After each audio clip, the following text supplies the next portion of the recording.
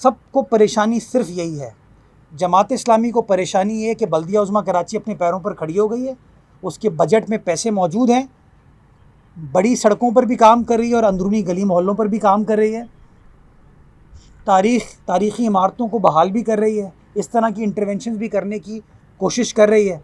तो उनको इस बात से खौफ आ रहा है, MQM के दोस्तों को खौफ इस बात का है या एतराज़ इस बात का है कि हम कह रहे हैं कि वफाक के ज़रिए, वफाकी हुकूमत के ज़रिए जो है ना, ये प्रोजेक्ट्स एग्जीक्यूट नहीं होंगे, ये लोकली एग्जीक्यूट होने की ज़रूरत है। तो नेचुरली उनके जो अपने अज़ाइम थे वो कहीं मीट नहीं हो पा रहे। पिछले दिनों में देखा ना आपने, एकदम से एक्टिव हो गए। बाबू भाई ने प्रेस कॉन्फ्रेंस की थी मेरे ख़िलाफ़, हाँ, उछल उछल के कह रहे थे, उनको डाइस थोड़ा छोटा दिया करें।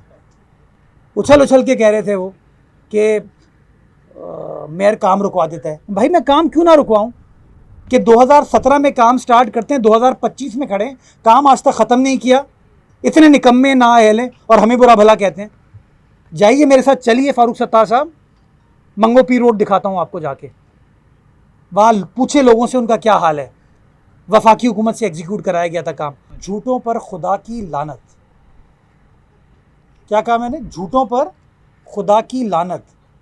कुछ दिन पहले कह रहे थे इसकी मंजूरी नहीं हुई, अब कह रहे हैं चुपके से हो गई। क्या करें, इदारे नूरे हक आके बैठ जाएं? हाँ, थोड़ा सा मैं बताऊं, आप सहाफ़ियों को इनको शर्म दिलानी चाहिए, मुनाफिकों को। इसका जवाब सिर्फ एक ही है, झूठों पर खुदा की लानत। जो झूठ बोल रहा है, जो गलत बयानी कर रहा है, जो दोहरा मयार रखता है, मैं समझता हूँ वो शर्मनाक है। वफाकी हुकूमत को काम करने से हमने नहीं रोका, हमने सिर्फ ये कहा है कि हमारी और वफाकी हुकूमत की अंडरस्टैंडिंग बजट जब पास हो रहा था वो ये थी कि जो भी वफाकी प्रोजेक्ट होगा उसके दो हिस्से हैं। जो पुराने काम पाक PWD कर रही थी वो आप PIDCL की जानिब से जारी रखें, जो नए काम आपको करने हैं वो आपको लोकली एग्जीक्यूट करने होंगे, चाहे वो आप KMC के ज़रिए करें, टाउन के ज़रिए करें या सिंध हुकूमत के ज़रिए करें।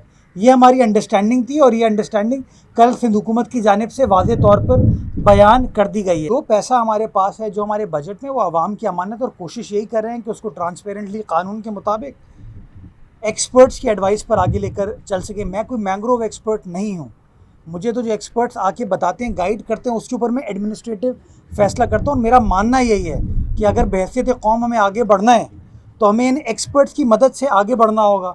अब आपने ख़ुद कहा कि ये एक्चुअली आपके पास पैसे कमाने का ज़रिया है। हमारे यहाँ बदकिस्मती के साथ क्या करते हैं, पैसे कमाने के लिए कटाई की और लकड़ी बेच दी। इसी लकड़ी से आपकी वो जो माचिस की तिलिया है ना, वो बनती है। लेकिन इसका दूसरा एंगल ये है कि दुनिया भर के अंदर ये कार्बन क्रेडिट है आपके लिए, आप डॉलर्स कमा सकते हैं प्लांट करके। तो मैं तो लोगों को ये कहूँगा, ये नेकी कमाने का तरीका है, बिकॉज दीन हमारा कहता है सदका जारिया है। और फाइनेंशियली स्पीकिंग, कार्बन क्रेडिट्स के ज़रिए आपके इदारे, आपकी हुकूमतें, ये शहर, ये सूबा, ये मुल्क, इसके ऊपर कार्बन क्रेडिट्स के ऊपर पैसे कमा सकता है। तो इतनी बड़ी कोस्ट लाइन का हमें फ़ायदा उठाना चाहिए, ये पोटेंशियल है हमारे लिए। बस इसके अंदर अगर कोई रोड़े ना अटके, जिन एक्सपर्ट्स को समझ नहीं आता, अब कल कोई जमात इस्लामी का दोस्त आके इसके ऊपर प्रेस कॉन्फ्रेंस कर दे, कोई नैब इस पर नोटिस ले ले, कोई अदालत इसके ऊपर स्टे ऑर्डर दे, वो अलग बात है। अदरवाइज़ मैं ये समझता हूँ कि एक विन विन सिचुएशन है हमारे शहर के लिए, हमारे सूबे के लिए, हमारे मुल्क के लिए और हमारे बच्चों के लिए कि वो माहौल दोस्त सरगर्मियों को अपना सकते हैं।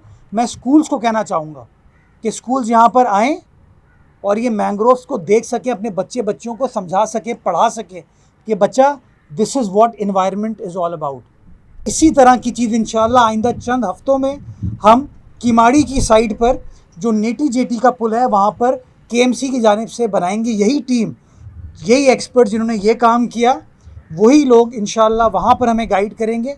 अखराजात आपकी शहरी हुकूमत बेयर करेगी और किमाड़ी की आवाम के लिए, जो शहर की उस साइड पर लोग रहते हैं, उनके लिए एक बहुत अच्छा, मैं समझता हूँ, इजाफ़ा कराची की हुकूमत की जानिब से किया जाएगा।